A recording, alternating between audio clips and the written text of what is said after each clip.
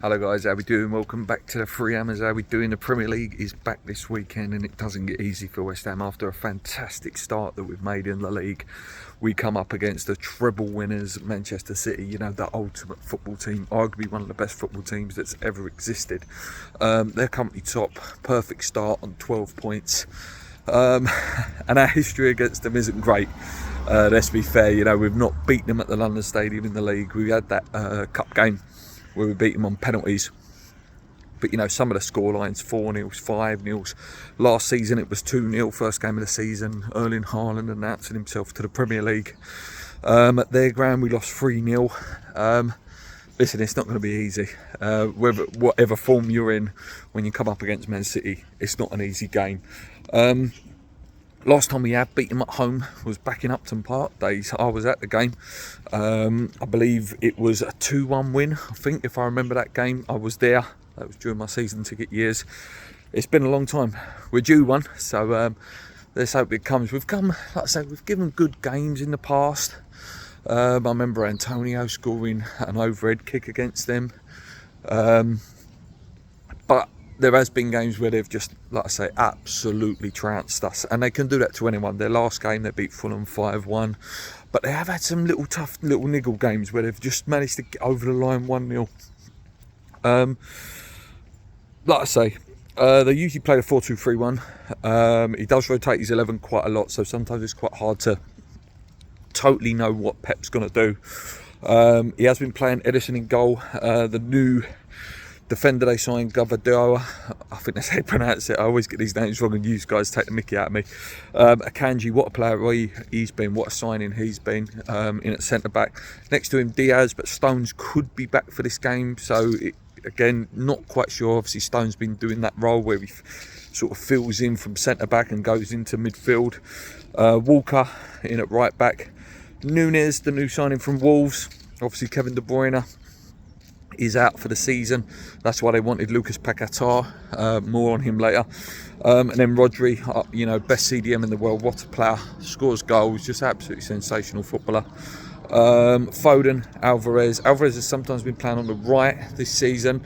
What a player he is as well. Again, I could say that about everyone. What a player, what a player, what a player. Bernardo Silva. You know, tricky, just everything goes for him, such a great passer ball. And then the main man up front, Erling Haaland, you know, only needs 8 touches in a game and he'll score 7 goals against you. It's going to be tough, guys. Let's not kid ourselves. Looking at their strengths, we know finishing, Erling Haaland is the best striker in the world. You know, it's very hard to keep him quiet. Defending set pieces, they're excellent at. Attacking down the wings and attacking set pieces, they're also very, very effective from. Weaknesses, none listed on this. Sometimes, like I say, they can overplay a little bit and then they get a little bit frustrated. The style of play is they keep a lot of possession of the ball, attack down the middle, loads of short passes. We know how they play. They play the through ball, controlling the opposition's off. Like I say, City will dominate possession, but we've had that against other teams this year, you know. Against Brighton, what was it, 18% possession. Against Chelsea at home, I think it was something like 22%. Difference with those teams is City will kill you. When they get the chance, they will kill you. Can Areola pull off the game of his life again? Because this is the sort of things that need to all come into place for you to beat Manchester City. Just one more thing, Grealish also potentially out for this game and Kovacic for them. But yeah, back on us. We need to have one of those games where we're going to completely frustrate them for, you know, 90 minutes. Areola's got to have the game of his life. The 2 centre-backs have got to have the game of their life. In possession, we've got to use it wisely. And then, you know, potentially take our chances. Do I think we'll win this game? Probably not. Do I think we could get a draw? If everything falls into line and everyone performs well and we take the, you know, 4 or 5 chances that we may get in the game, you know, one of those chances, then maybe. In terms of us, you know, Areola will probably start in goal. Soufal at right back. 2 centre-backs. I don't know whether Gerd's suspended for this one because of the Chelsea game, so it could be Oggy and Zuma, or Zuma and Mavropanos, who scored 2 goals for Greece. Left back is Ederson, picks himself. Midfield is an interesting one. Is Souček still out for this game after the you know, the head injury? Obviously, I've seen him training, so maybe, you know, he should be back, you'd think, but I don't want him to start.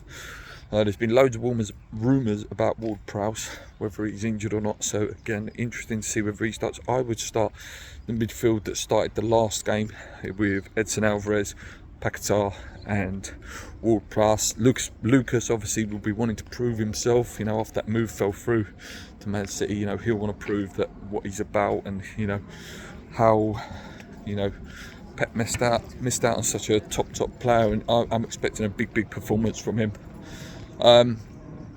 Obviously Bowen. Would it be Kudus? I think Kudus will come off the bench, and I think he'll start Benny and then Antonio up top, and that's sort of the formation we'll be playing through that game. Like I say, expect us to not have much of the ball, expect us to frustrate, and hopefully we don't fall into the traps, because Man City are just genius at that. You know, you can sit in that low block, but they will still hurt you, you know, and still set little traps for you to go into. Like I say, everything's got to fall into place to beat a team like Manchester City. If we do win, though, let's be optimistic. If we do win, I tell you what, I start believing that West Ham could have an absolute worldie of a season, because the confidence it would bring, you know, to beat a team that's not been beat yet, a team that we've not beaten at the London Stadium.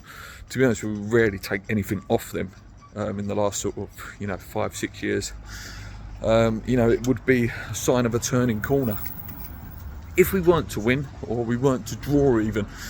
If you could look at West Ham and go, you know, if we only lost, say, 1-0 or 2-1, and you come out the game going, you can see something, again, that's a sign of positivity, even with a loss. I say it's so tough.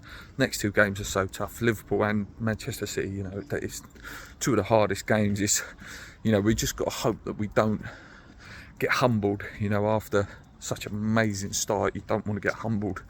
Looking forward to the game, though. Should be good, like I say, and hopefully we get all the luck we need to win the game. Thanks for staying loyal, guys, loyal to the channel.